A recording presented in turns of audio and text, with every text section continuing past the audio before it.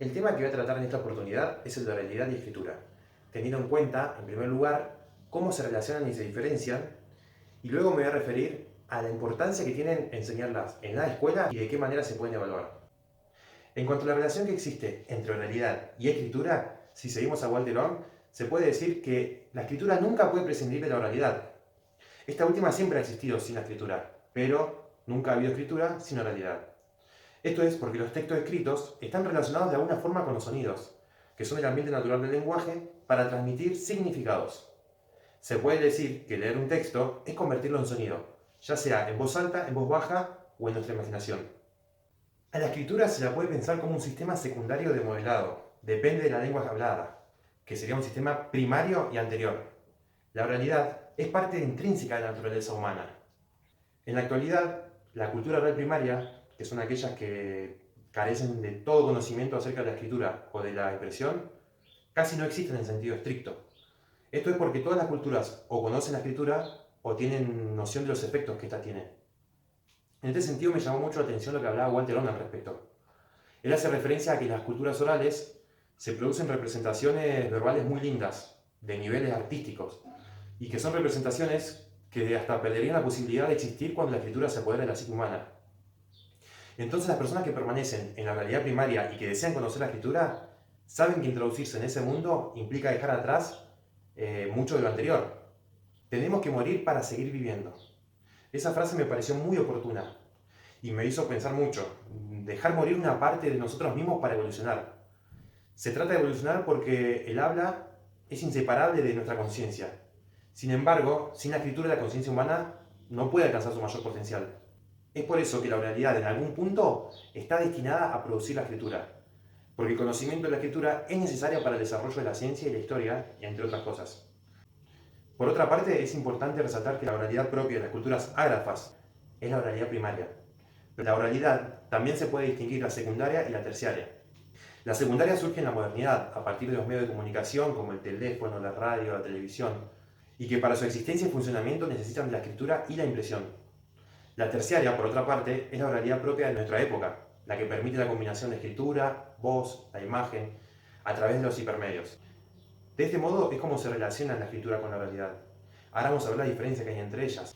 La oralidad se caracteriza por el empleo de fonemas, por ser pasajera, por permanecer solo en la memoria y por ser dinámica, ya que los participantes están con presente. Es espontánea y es rápida, por lo cual la planificación de lo que se va diciendo es limitada. Otro rasgo que tiene la oralidad es la entonación para expresar las intenciones de quien habla. Se emplean recursos que facilitan el pensar y el decir, tales como la repetición y la autocorrección. Se puede graduar el tono de voz de acuerdo a la intención del emisor y se pueden utilizar pausas y silencios.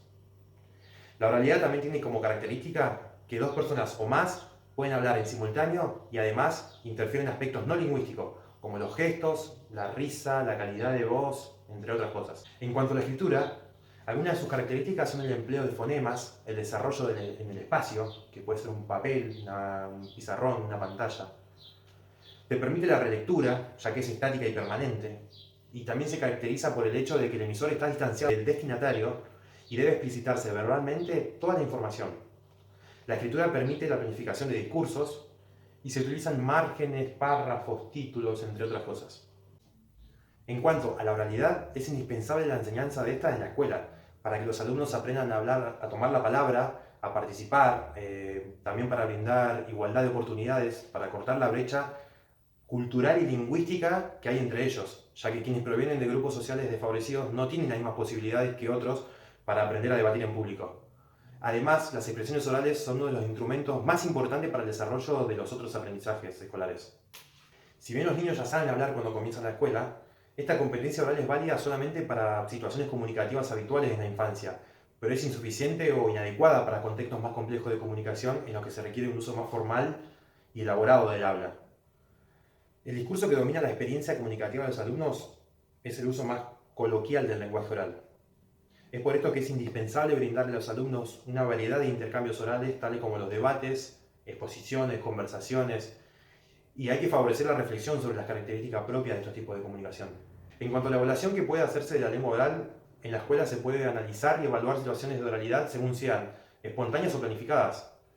Las conversaciones espontáneas informales con docente o compañeros, son momentos que brindan muchos datos acerca de la forma de cómo hablan nuestros alumnos, así como también las preguntas o las intervenciones que hacen los alumnos en el aula cuando hay un clima de confianza.